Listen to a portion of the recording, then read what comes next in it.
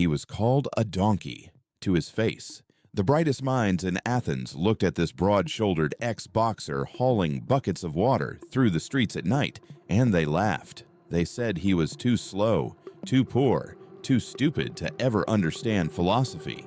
And here's the part that should stop you cold. The man they mocked would go on to lead the greatest school of thought in the ancient world for the next 32 years. So what did a laughed-at water carrier understand about pressure that the geniuses around him never did? What did he know that turned every insult, every setback, every night of exhaustion into fuel?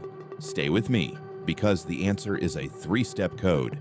And once you see it, you cannot unsee it in your own life. Picture Athens in the 3rd century before Christ. The sun has gone down, the philosophers have gone home to sleep, and one man is just beginning his real work.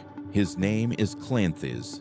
During the day, he sits in the school of Zeno, the founder of Stoicism, listening, absorbing, thinking. But Cleanthes has no money, none.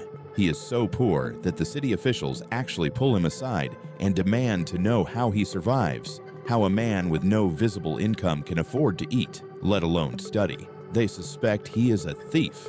So Cleanthes brings them proof. He shows them the gardens he waters through the night and the woman whose flour he grinds before dawn. He earns every coin with his back and his hands, then spends every drop of energy left on the one thing he refuses to give up, learning to master his own mind. The officials are stunned. They are so impressed they offer him money. He refuses it, and this is the first crack of light into how this man thought. Because most people handed a life that hard would have quit, would have said, "I am too tired. The world is against me. This is not fair." Cleanthes never said any of that, not once. But here is what almost no one realizes about him. The reason he could carry all that weight had nothing to do with his muscles. It came from a single decision he made about pain itself, a decision most people spend their entire lives running from.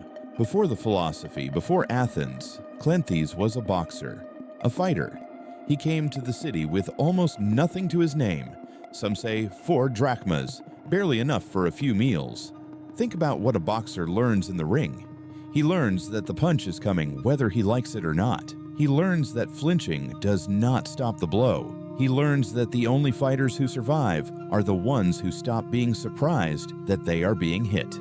And this is exactly what Cleanthes carried into his philosophy. He looked at hardship the way a fighter looks at an opponent, not as an injustice, but as the terms of the contest.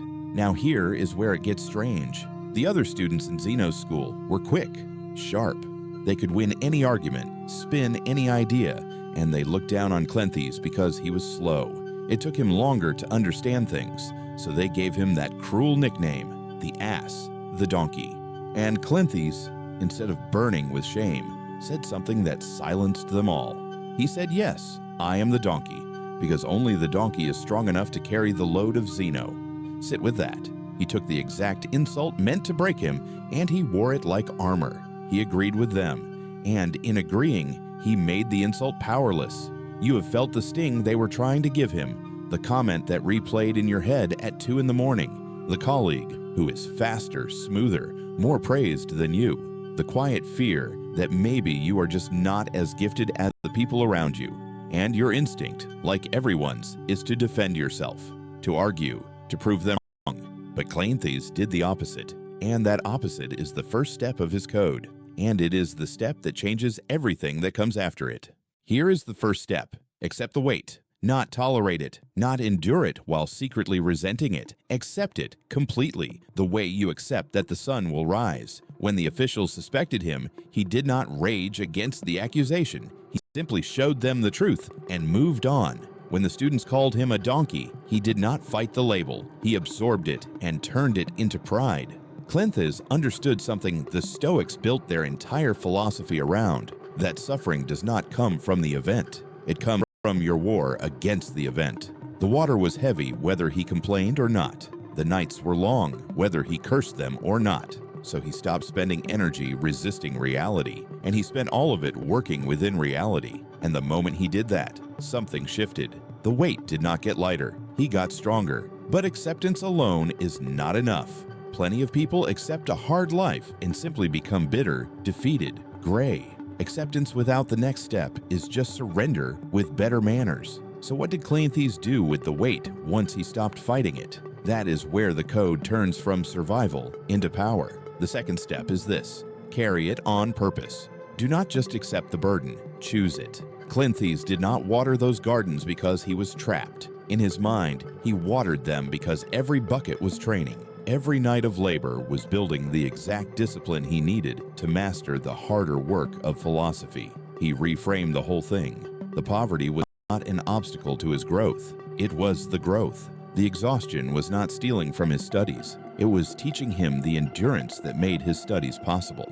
Do you see the shift? Most people treat their hardship as the thing standing between them and the life they want. Cleanthes treated his hardship as the training ground for the life he wanted, and modern science has quietly proven he was right. Researchers who study resilience have a name for this now. They call it stress inoculation. Controlled, meaningful stress does not weaken the system. It strengthens it, the same way a muscle tears under load and grows back thicker. The body does it. The mind does it. Cleanthes was practicing stress inoculation more than 2,000 years before anyone put a name to it. He was deliberately loading himself, deliberately carrying more, because he understood that a life with no weight produces a person with no strength. And now, turn this on yourself.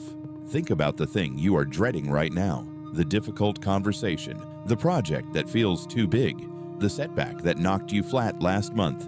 You have been treating it as the enemy, as the thing to survive and get past. But what if it is the exact resistance your character needs to grow?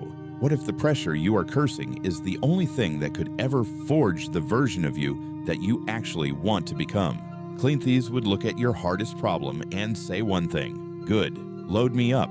But there was still one more step, because you can accept the weight and you can carry it on purpose, and you can still, in the end, lose.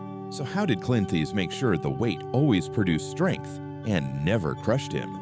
The third and final step is the one almost no one gets to: transform the meaning. Cleanthes did not just survive his hardship, and he did not just use it as training. He made it the source of everything he stood for.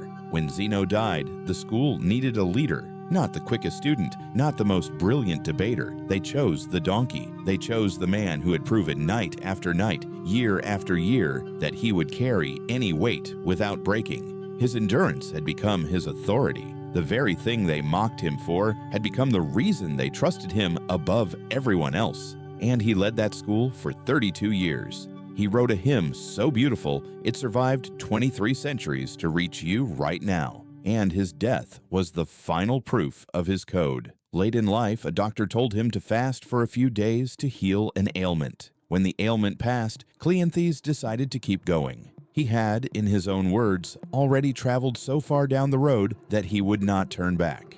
He met even his own death on his own terms, calm, deliberate, unbroken. That is what it looks like when a person spends a lifetime turning setbacks into strength. So here is the answer to the question I asked you at the start. What did the water carrier understand that the geniuses did not? He understood that a setback is raw material, nothing more, nothing less. It is neither good nor bad until you decide what to build from it. The genius sees the insult and defends. Cleanthes sees the insult and builds. And you can start building tonight. Here is the practice. Take the one setback that is weighing on you most right now. Write it down in a single sentence. Then, underneath it, answer 3 questions.